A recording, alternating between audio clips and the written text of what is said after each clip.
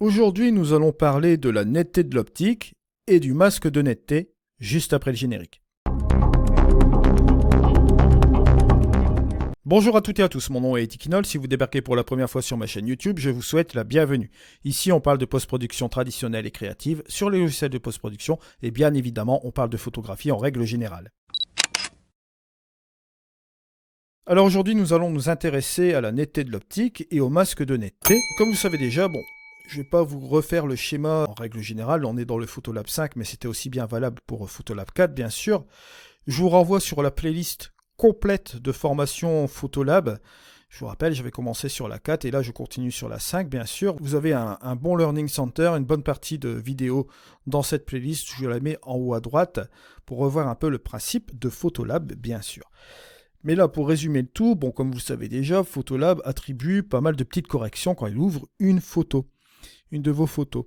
Et là, ici, en l'occurrence, il applique une netteté de l'optique, d'accord? Vous savez très bien que le couple capteur optique dans Photolab est pris en compte dans ce logiciel et grâce à cela, bien sûr, ça vous permet d'avoir des calculs assez ingénieux pour vous permettre d'avoir vraiment quelque chose de solide pour traiter vos photos et d'avoir dès la première ouverture d'une de vos photos dans Photolab 5, d'avoir la plupart des corrections déjà faites et de partir sur une base vraiment très propre puisque là, on va encore le voir ici par rapport à la netteté de l'optique. La netteté de l'optique, vous ne pourrez pas la percevoir si vous ne zoomez pas à l'intérieur de l'image. Il vous faut au minimum zoomer à 75%, 75% ou 100% bien sûr. Il suffit de faire un double clic et vous voyez ce petit œil barré qui s'en va. D'accord, ça veut dire qu'en fait, là, vous allez voir la différence sans netteté et avec la netteté. Alors, ce curseur de netteté de l'optique, ça permet de vous faire quoi exactement? Ça vous permet de régler des défauts de piqué, d'accord? Ça vous permet de corriger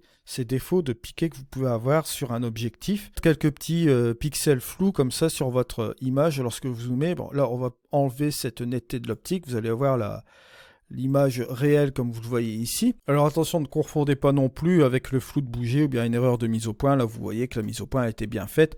C'est le RAW original et c'est normal que ce soit un petit peu plus mou, d'accord, par rapport à un JPEG, parce que je vous le rappelle, le JPEG est déjà un fichier développé. Vous avez déjà des applications de netteté, de contraste, toutes ces choses-là. Ici, si vous mettez la netteté de l'optique, vous voyez que DxO Photolab 5 a fait un travail vraiment assez formidable. Si je vous fais le avant et le après, vous voyez que là c'est extraordinaire au niveau de la photo. Vous voyez la petite différence ici, toutes ces corrections qu'il applique par rapport au capteur et l'optique, il fait vraiment du très bon travail. Alors bien sûr, bien évidemment, je tenais à vous dire quand même une chose, c'est que là vous avez ici un curseur qui est basé à 0. Là, c'est la correction automatique qu'attribue Photolab 5 pour obtenir ici ce piqué avec la netteté de l'optique, bien sûr, ainsi que le détail à 50. Et le bokeh à 50, comme vous voyez là, par définition, il le met en défaut à 50. Le global, si vous allez en valeur négative, juste comme ceci, n'allez pas croire que vous allez rajouter de valeurs négatives dans la netteté de l'optique. Bien au contraire, si vous enlevez la netteté de l'optique, vous allez vous rendre compte que vous reprenez la valeur originale. Si vous êtes à -3, vous êtes en valeur originale de votre fichier. Regardez, en preuve en est, je vais réactiver la netteté de l'optique. Vous voyez que la valeur globale à -3 correspond à la valeur originale ici de votre fichier, la netteté de votre fichier. Alors si je le mets ici, je le réactive, de -3 à 0, c'est-à-dire l'application automatique du réglage par Photolab 5 bien sûr. Donc vous avez toujours la possibilité de revenir un petit peu en arrière si vous trouvez que c'est un peu trop au niveau du piqué, vous pouvez toujours le faire. La valeur par défaut, comme vous voyez ici, est très grandement appréciable dans ce type de correction de netteté. Si vous voulez accentuer un peu plus la netteté, vous pouvez toujours le faire aussi. Vous accentuez grâce à ce curseur global, comme vous voyez ici. Et là, vous voyez que ça s'accentue encore plus. Bon, là, c'est un peu trop, bien sûr, on a 2,21. Pourquoi pas le mettre, par exemple, à 0,10. Ça peut s'accentuer un petit peu plus. Bon, là, c'est pas assez, on va dire 0,50. Vous voyez, bon, là, ça peut être bien. En gardant sur ces valeurs raisonnables. Et ensuite, vous avez le curseur de détail qui, lui, va vous permettre d'ajuster les micro-contrastes. Je vais monter, par exemple, ici, davantage. Si je monte les détails, vous allez voir que ça va s'accentuer encore plus au niveau des micro-contrastes. Et on va avoir plus de détails, bien sûr, au niveau de l'image. Le bokeh, quant à lui, bon, il va pas vous servir à grand chose dans cette définition-là. Il faut le laisser à 50 par défaut aussi également. Le bokeh, lui, va vous servir à corriger les artefacts que vous pourrez trouver, par exemple, dans votre bokeh, bien sûr, également. Ça vous permet un petit peu de corriger ces petites erreurs à l'intérieur de celui-ci. Voilà. C'est tout ce qu'on peut dire un peu sur la netteté de l'optique. Vous voyez que c'est relativement facile à utiliser, bien sûr. Et là, vous allez voir, bon là, je l'enlève, je le remets encore à nouveau. Ce que vous pouvez faire aussi, c'est le combiner avec le masque de netteté. Mais bon, le masque de netteté, lui, qui va vous être utile à ajouter de la netteté dans votre image, mais dans un procédé assez particulier. Le masque de netteté va faire une copie floue de l'image originale, que vous avez ici, et cette copie floue, il va la soustraire à l'original de cette image-là. Et par rapport à ces réglages que vous voyez ici, ça va nous permettre d'ajuster justement la netteté complète de l'image. Alors bien sûr, par défaut, c'est désactivé. Encore une fois, si vous avez un JPEG, ne commencez pas à ajouter de la netteté sur un JPEG, ça va être de la pâtée. Et là, regardez, j'ajuste ici ce masque de netteté. Bon, les valeurs par défaut sont raisonnables. Donc si vous allez mitiger les valeurs par défaut de la netteté de l'optique et le masque de netteté, vous allez voir que ça va apporter un petit plus. Voilà, je ne sais pas si ça va être perceptible chez vous sur YouTube au niveau de la vidéo YouTube, mais croyez-moi que bon, ça apporte encore un petit plus léger qui ne sera pas trop mal. Mais il faut faire attention de ne pas appuyer sur ces curseurs que vous voyez en dessous. On va aller voir ensemble un à un ces curseurs. Vous avez un curseur d'intensité qui va justement gérer la puissance de cette netteté. Vous le voyez ici, hein. Plus je vais aller vers la droite, plus je vais rajouter de la netteté, bien sûr. Et là, si par définition, je vais aller ici en valeur négative, là, cette fois-ci, je vais enlever de la netteté, bien sûr. Donc, par défaut, on va le laisser à 100. Alors, il faut savoir aussi que ce masque de netteté qui a été attribué au niveau de l'opération que je vous ai dit auparavant, le masque flou moins le masque original ici, ça vous permet de garder les détails et de jouer justement sur ces réglages que vous voyez ici au niveau des curseurs. Au niveau des rayons, vous allez voir que là, bon, je vais le booster un petit peu plus vers la droite.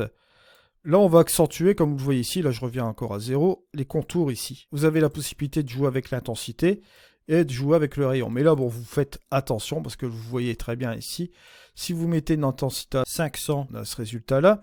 Et si vous montez le rayon, que va-t-il se passer au bout d'un moment? Bon, vous allez avoir des halos lumineux partout. Regardez les bords ici, c'est assez incroyable.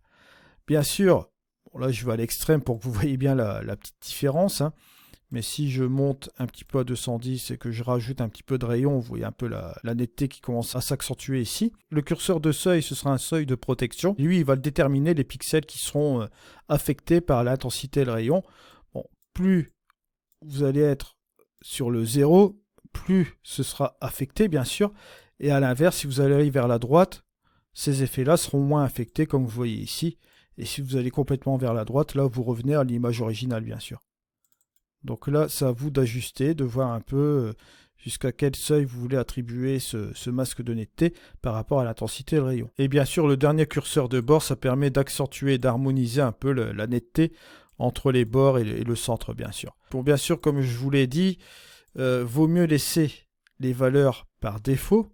Si vous voulez appliquer un petit coup de punch justement au niveau de votre image, mais ce masque de netteté peut être pratique aussi lorsque votre optique n'est pas reconnue. D'accord, dans DxO Photolab 5, vous avez toujours la possibilité de jouer avec le masque de netteté. Vous voyez, si vous accentuez par exemple la netteté ici, vous voyez que vous pouvez retrouver déjà quelque chose d'assez relativement intéressant. Vous pouvez intensifier le rayon en étant prudent, bien sûr, en jouant avec le seuil. Bon, vous voyez, mais déjà en montant avec l'intensité, ça vous permet de retrouver manuellement une netteté raisonnable, si vous n'avez pas forcément l'optique qui est disponible dans les modules DxO. Ça peut être une solution aussi également. Bon, là, on va enlever ce truc-là et on va remettre la netteté de l'optique. Le masque de netteté peut apporter un petit plus à la netteté de l'optique, si vous les laissez par défaut, bien sûr, et encore, bon, à prendre au conditionnel, parce que si vous faites des micro-ajustements, du développement dans Photolab 5, avec la netteté de l'optique par défaut, vous partez vraiment sur une bonne base pour développer votre photo et apporter des choses supplémentaires. Si vous voulez mettre par exemple un Clear View ici, vous allez le voir. Bon, vous voyez que là par défaut à 50, ça pose pas de problème avec la netteté de l'optique. Ça a été étudié pour de toute façon. Et le Clearview Plus, l'avantage, c'est que lui ne vous fera pas de halo. Ça va vraiment accentuer la chose. Mais vous pouvez remarquer ici, si je monte à 100, vous ne noterez pas de halo ici au niveau de l'image. Vous allez intensifier forcément la couleur, les contrastes, etc. Mais vous voyez que Clearview Plus, c'est quand même relativement intéressant, puisqu'à 100%, vous voyez que ça ne fait même pas de halo. Ça accentue au maximum, ça on conçoit, on va le voir ici, vous voyez là. Mais si vous êtes à 100%, vous voyez que vous n'avez même pas de halo. Je vous remercie de m'avoir suivi. N'hésitez pas à partager cette vidéo, de regarder aussi le rendu des couleurs que j'ai fait la dernière fois. On se retrouvera dans des tutoriels techniques comme celui-ci et comme le rendu des couleurs, bien sûr, en plus des tutoriels Photolab 5 en action. On se retrouve dans une prochaine vidéo. C'était Eddy. Allez, au revoir.